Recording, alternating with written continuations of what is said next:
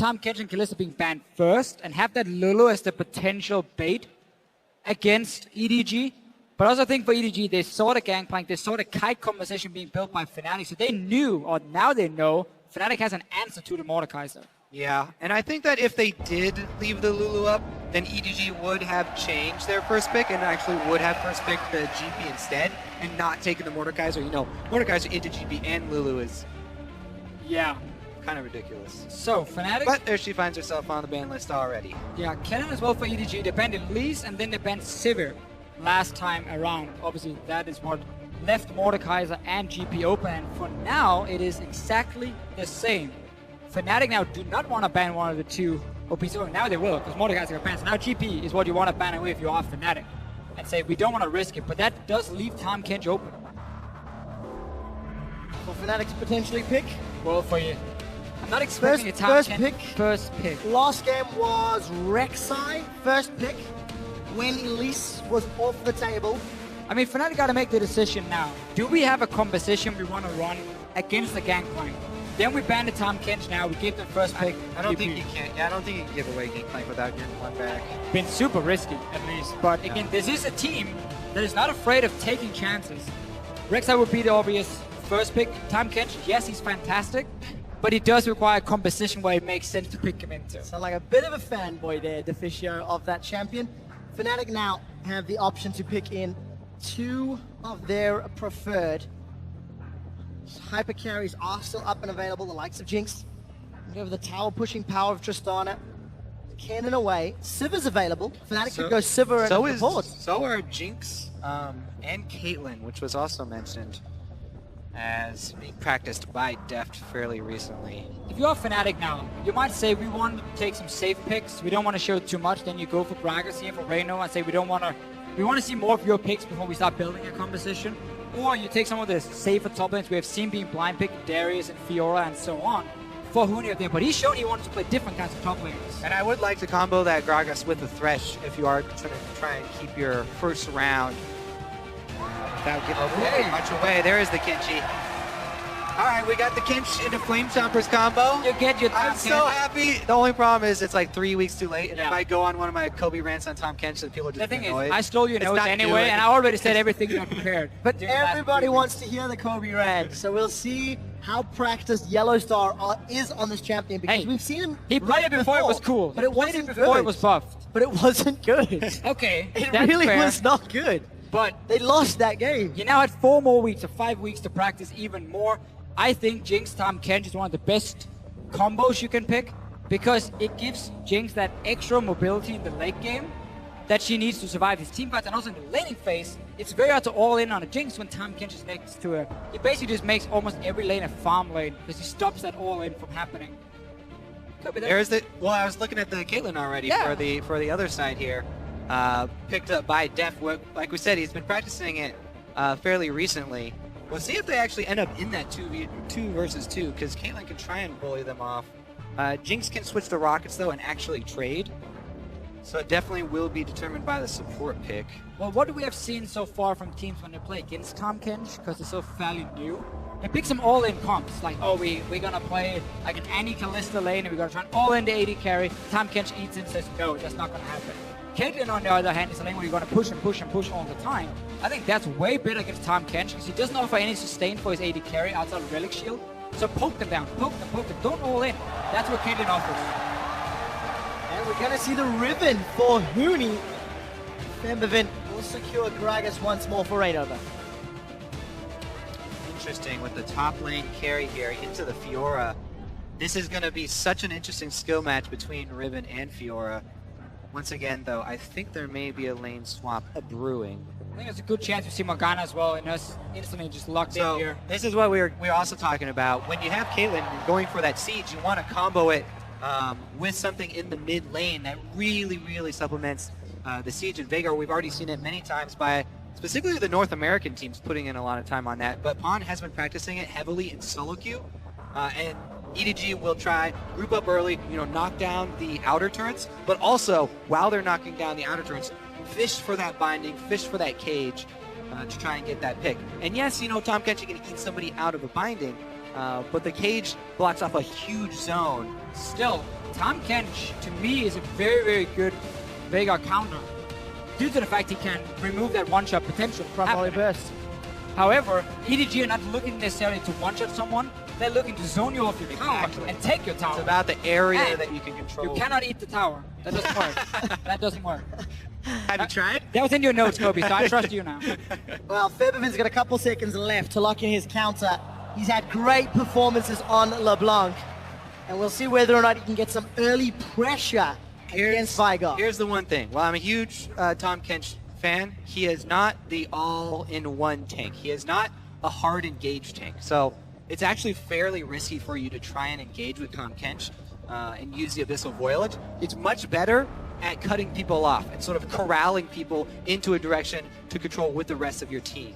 This is a very mixed composition for Fnatic. Yeah. You got the Riven split push coming in, you want to assassinate someone with LeBlanc, and you want to have these big kiting team fights with the Jinx Tahm Kench. So it's a bit of everything for them. The problem is if they want a 1-3-1, Jinx wave play in the mid lane, again she needs to get in there with the rockets. She can't clear really far away from. Yeah, the thing is, I want to reiterate this one more time. It's a bit of everything except for really hard engage. They would have to have Flash with Riven or some crazy Gragas ultimate, because if Tahm Kench Abyssal Voyage into the back line, he gets stunned with whoever he brings. And he wants to be in the back with his AD carry. Exactly. If you put up the cage, you can stun them both. He can't save anyone if he's stunned as well. He has to get his own Merc Shreds. He has to get some sort of QSS or McHale's or something to pull that off. Luckily on the side of Fnatic, they have shown a penchant for engaging at the right time in the right place, and they'll need to keep that up. Guys, this is the remade game 2 of this best of 5. Hashtag EDG win with that Veigar mid, or hashtag FNC win. A Yellow Star will get his hands on the Tahm Kench. Vision and flanking going to be so important for Fnatic. They've done it in the past when Huni has played Riven. They've shown they have an ability to get into TP into the jungle and hop over walls. And they may need to do that again to get behind that baby cage that Veigar can put down. Yeah, the early game is so key in this matchup. When you have a siege composition, if they do well in the laning phase and get to rotate the AD carry into mid and start this siege on your tower, there's often very few answers other than like a TP flank happening. If that fails, you fall so far behind. But the same can be said for EDG here with their comp. If they start losing lanes to Riven and LeBlanc, the crazy pick potential for Fnatic can just run over them. And this is the thing, Jinx can take the turret very quickly, so Fnatic can trade objectives fairly efficiently as well. Face checking here. This is risky. Deep wards they've been seen coming in. And Fnatic did a similar thing in the previous game. EDG have adapted. They're going to get Reckless and Yellowstone. Oh, it's got to pay off. Tremor Sense is showing 2 members of Fnatic nearby. EDG very, very patient. They saw the ping on 2 guys with the Rek'Sai, so they know it's not 5 members running from Fnatic, but EDG is still A brush with death there. not going to pull the trigger. And they escape. Fnatic get Maybe they are. deep I don't wards know. down. They know the wards are in place, so EDG, That one's shout out to my boy Freak. are they going to look for the lane swap, or will they use the warning information to dance around? the Okay, cricket? so basically, yeah, as you just said here, they want to dance around where the wards are being placed. It's often the same ward placement you see when these invades happen. 3 of them down to block every entrance towards the lane, so Fnatic didn't spot them. Sneak up there, but so it's going to be a 2v2 top. Huni gets his one-on-one down to bottom lane as well, so we have these insanely snowballing matchups between a Fiora and a Riven, where the first gank can basically decide the entire early to mid game between these 2 guys. Meanwhile, look at this huge advantage here. Tahm Kench absolutely annihilates Krugs there with the giant AoE, and they're going to be a camp up. Caitlyn likes to start shoving the wave though, so Def try to get there as soon as possible, auto-attacking the wave. You charge up your headshot every time, obviously your headshot is charged up. Look for your harass trade. Mako lands the first finding, but Yellow Star says nope. We're going to see that a lot, I feel. Yes. Def and Mako are more looking just to poke the double range against them than all inning. What you normally could do with Caitlyn Morgana is you land the binding, follow up with a trap, and someone is stuck for such a long time. Another small thing, notice here Reyna, when he started on the top side of the map, so he's going to pass down towards the bottom side. That's going to apply pressure on Koro if he's going to push his lane. Yep, it's all about that minion wave control up top. When you have control as a Caitlyn lane, especially with Morgana at your back. You can be extremely aggressive, just like Huni. Really bad trade by Koro right here. He walks into stun range of Huni, then uses his block basically for nothing. It's an instant ability obviously for Huni with the stun. You have to be super, super, super quick on a few. Exactly. Close to impossible for him to pull off here, and he really failed the big time. Koro's backed, picked up some wards, and a pot is now under CS from Huni, but the wave is pushing towards Koro, so Huni going to be needing to overextend. But luckily, Clearlove is on the complete opposite end of the map. Yeah, even though that trade evens up teleports, Huni's got such an experience advantage here working with it. He will also probably be able to go up and clear out that pink ward that Koro placed in the tri-bush. While the giant wave is there, so that would be some extra value added. Pretty deep ward here on the Wraith camp as well. Clearlove was able to get a little bit of deep vision over on Reignover's side, and that will be the next camp that Reignover goes to. So EDG will have information on Reignover's whereabouts fairly shortly. Well, we get a good start for Huni in the bottom lane. Top, again, is what we mentioned, how you can keep pushing it in. If you are the Caitlyn Morgana lane, just keep trading. 2v1 against both Tahm Kench and then the Jinx, and it's harder to reply if you are Fnatic. And really also with this Morgana pick, it's funny because a lot of these champions for EDG that haven't shown before in this tournament, they have been spamming them in solo queue. Morgana was there for Mako, Caitlyn was there, Veigar as well in the mid lane, and this is going to happen over and over. And Rek is a little bit confused. Small miss. Small miss spot. We'll see if Reckless can find his aim later on. I know that spotting Clearlove in the jungle will give some information. Huni actually gets caught up by that riposte. Another matchup I want to touch on is that mid lane because Veigar is such a game changer. If you allow him to stack up early, and the only way to disallow him from stacking up early is to force him to trade in lane and go for those aggressive moves here. Forbidden on LeBlanc, on the Assassin, has the ability to do that, to try and go aggressively. You can see already, Pawn even expends his early teleport in mid lane defensively just to pick up more magic resistance so that he can try and use more of his mana for stacking up the ability power. Reckless is playing Let's Catch the Dark Binding game. Almost every time we peek our eyes up here, Reckless is being saved by Yellow Star. That mana pool slowly burning away. And of course, Reckless losing out on CS. Huni is now once again going aggressive. Trying to use those broken wings to his advantage. And Koro sidesteps the second. Proc does not sidestep the third. The shield comes up from Huni, and the key strike will at least delay the rest of that trade.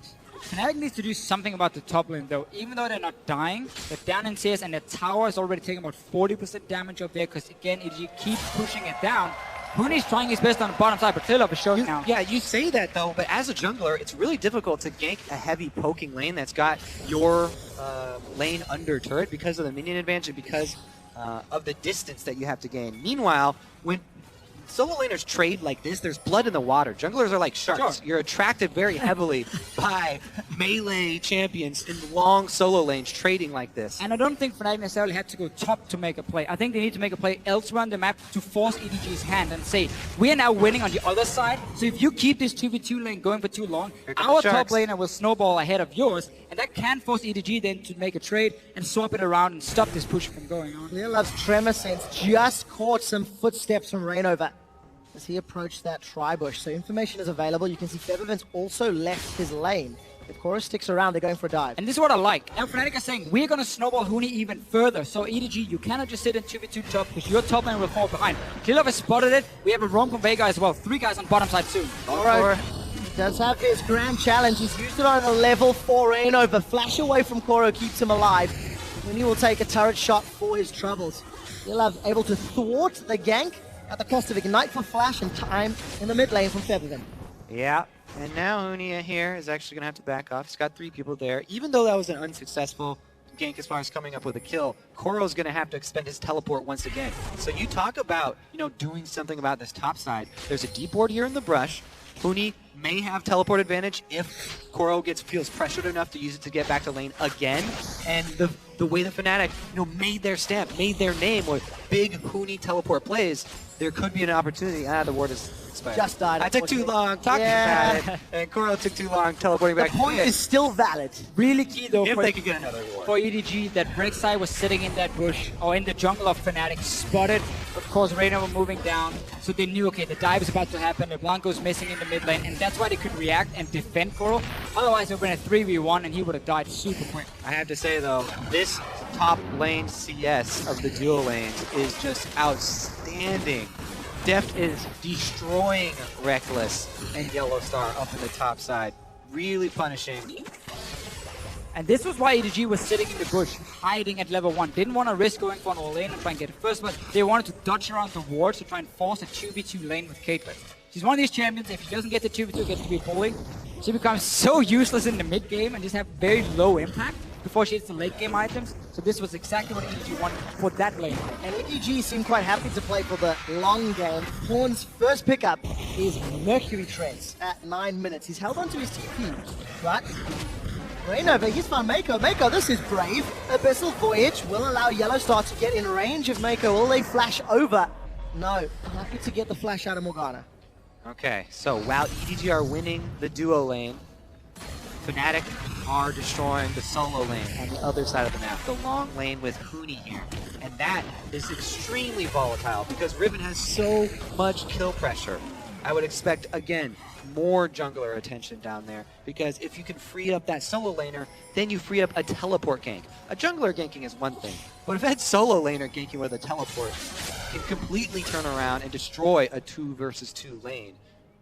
It's basically been the reason their aggressive 2v2 lanes have kind of died out, because if you do go all in, enemy top laner comes in from behind and kills you, and it suddenly backfires completely because of all the teleports in the game.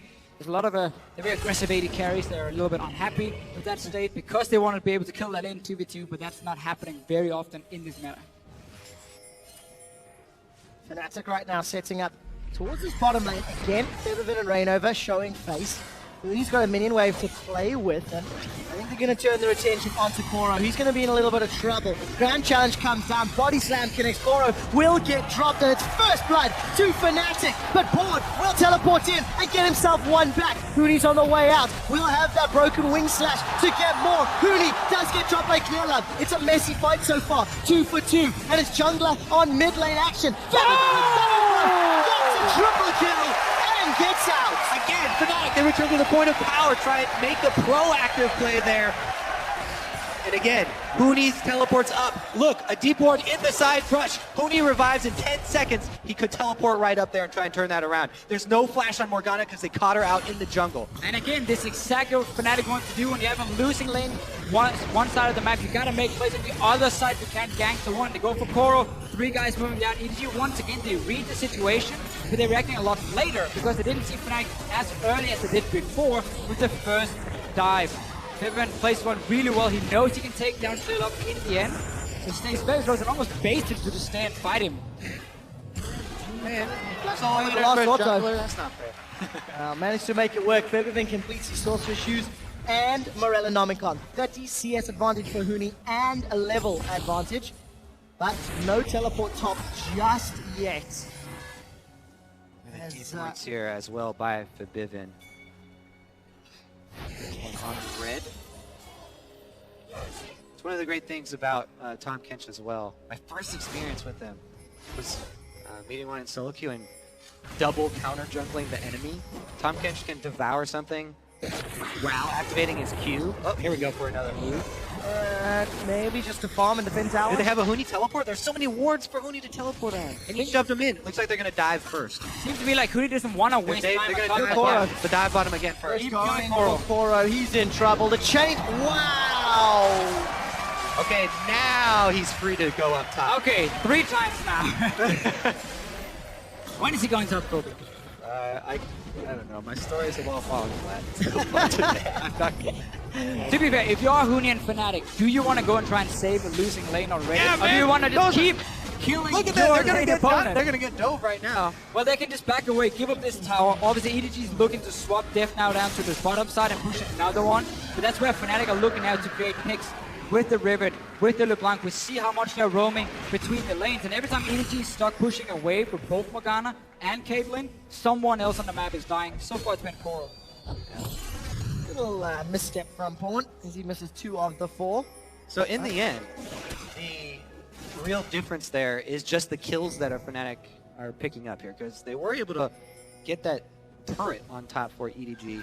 It's just that, Huni's actually going to get the one down bottom and continue to push here. They also have such deep wards in the red side jungle to support Huni's split push. That could be key, Kobe, because Huni, once he goes top side now, can TP down because we know Death is going to push this wave. He's already picked So the when tower. you say it, it's going to happen. I say it this time. So many words for it. always has to be right. Febiven's looking to clear this pink ward out, and Clearlove is just like, peace, nope, do not want none of that.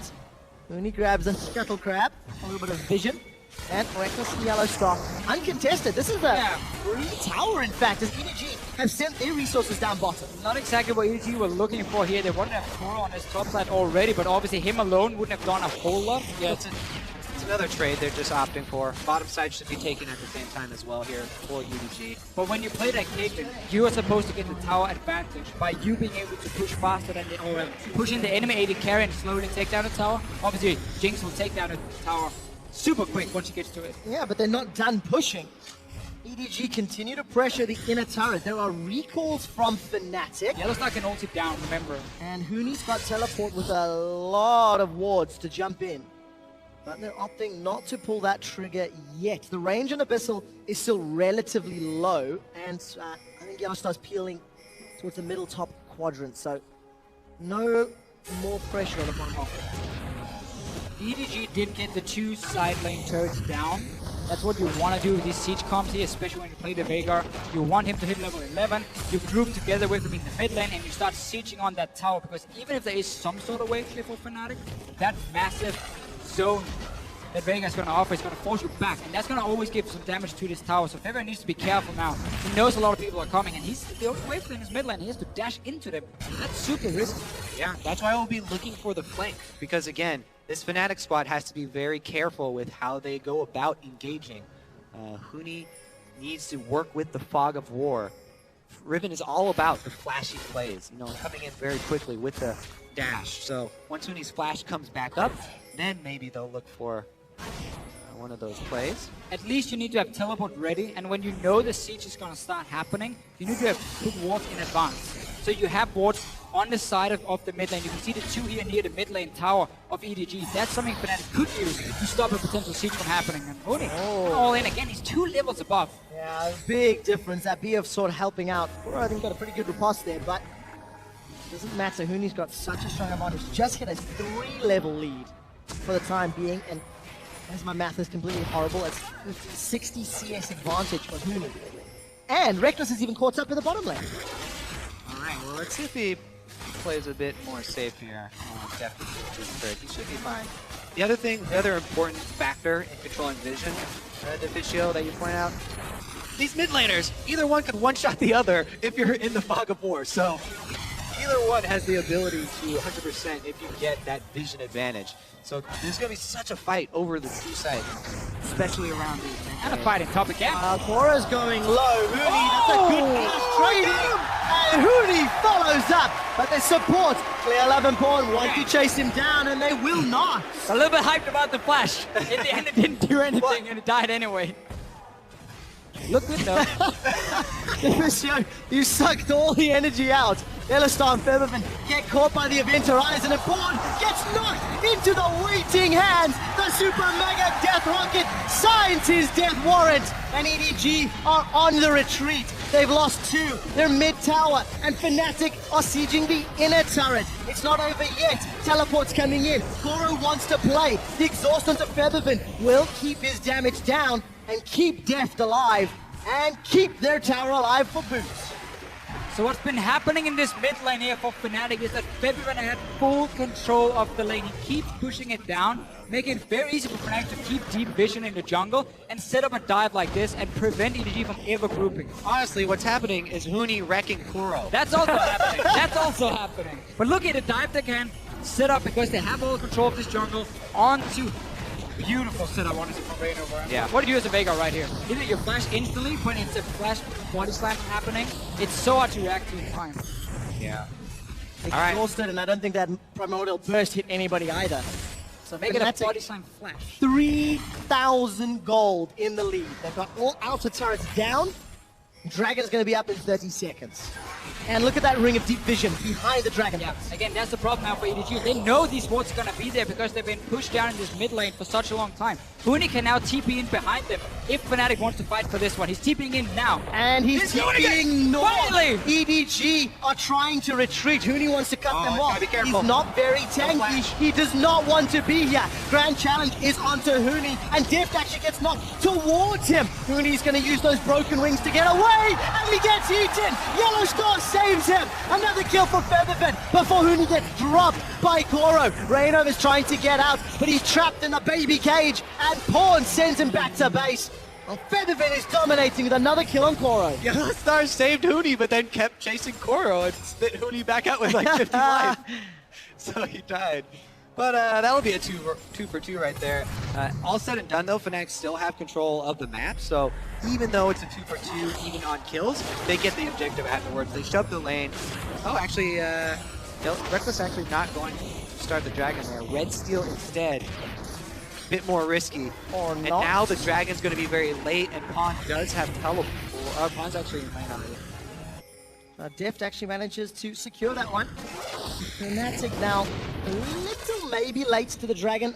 Ultimate's not available for everybody, but EDG are not in range to contest. There's double ping wards for Fnatic, so it's hard for EDG to walk in and face check a fairly fit LeBlanc at this point. I mean, 6 kills in 19 minutes. It's very standard for me, at least in solo queue. What we do see The from Defistio Fnatic, special. Oh, stay hungry, stay humble, my friend. Yellow Star is going to prevent the ace in the hole by just devouring Featherfin. Why block it when you can eat it?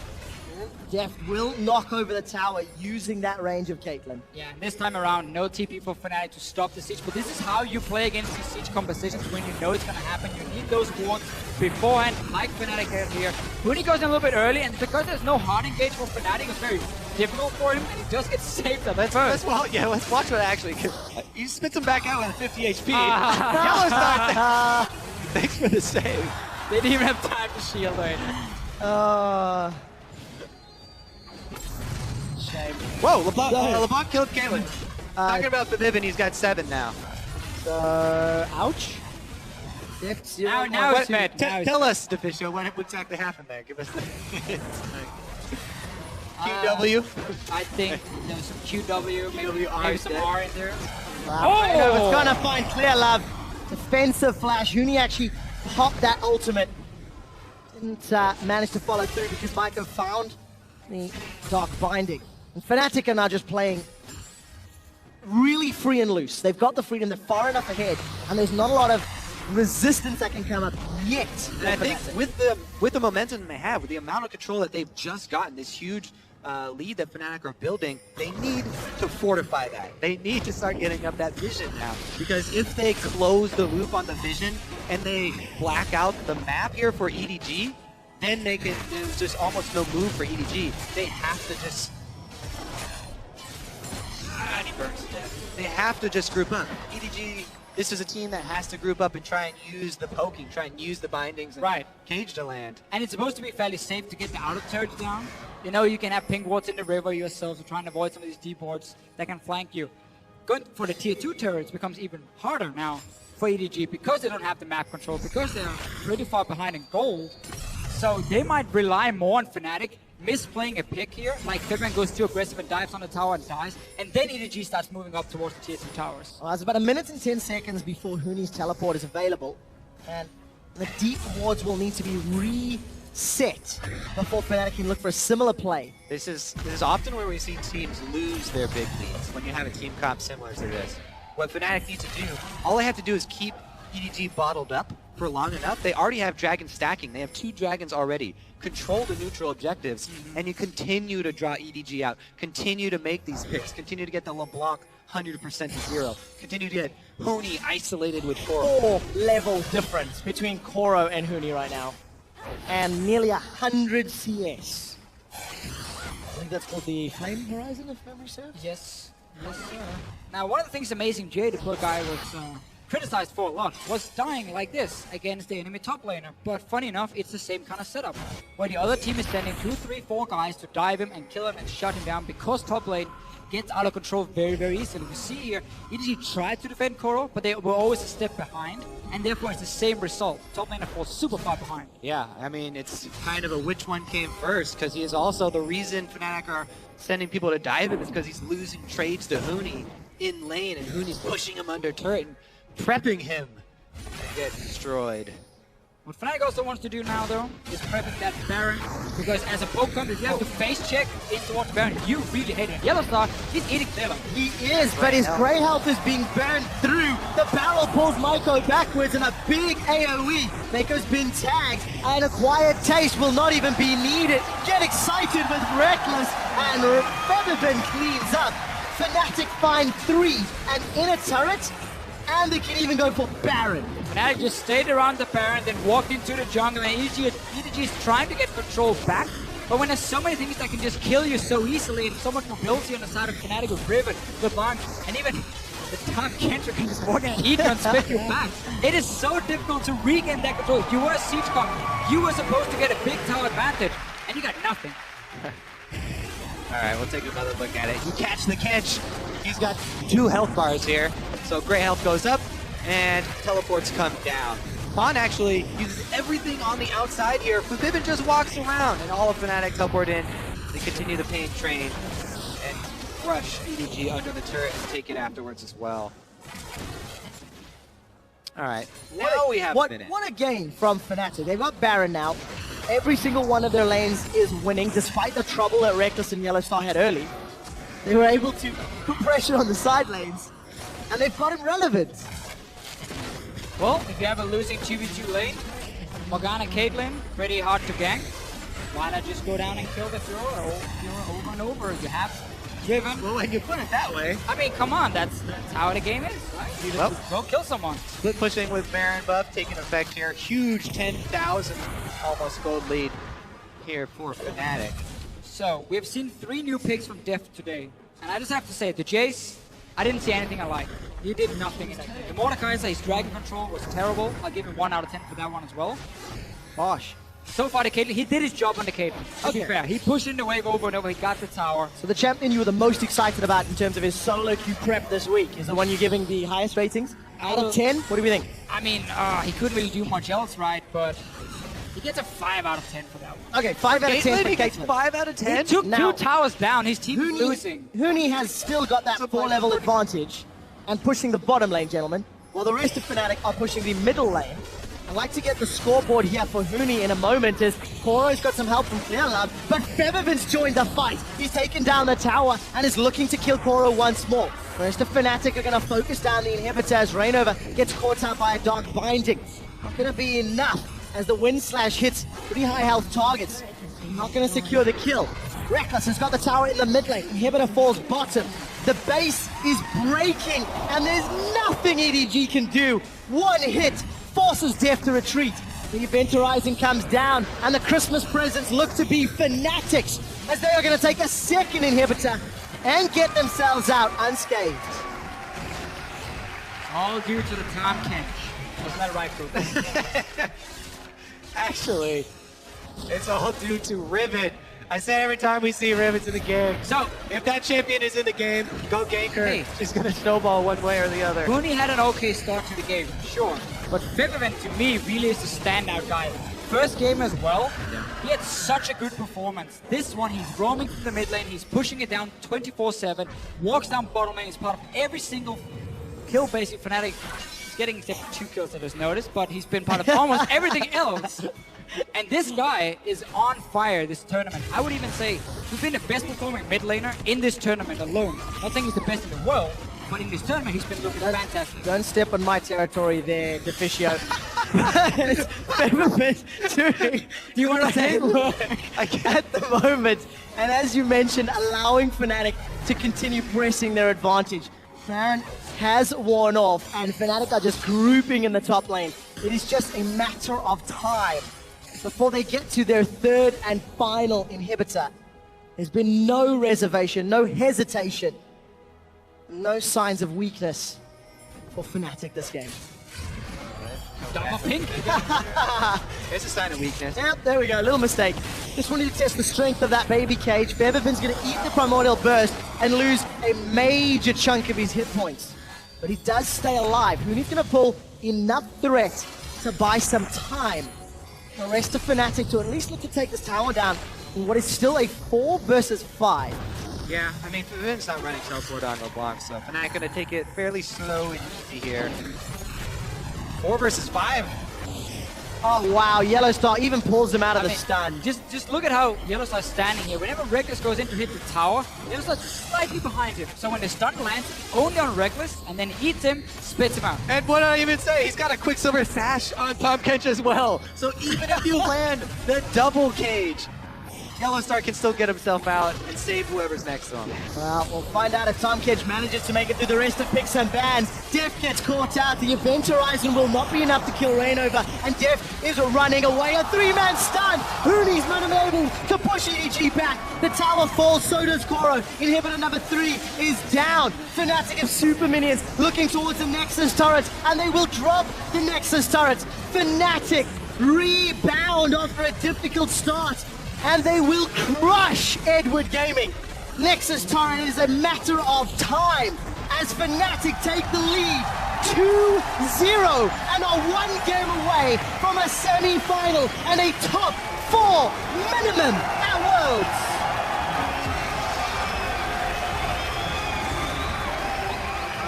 So EDG showed a new strategy trying to run a siege composition.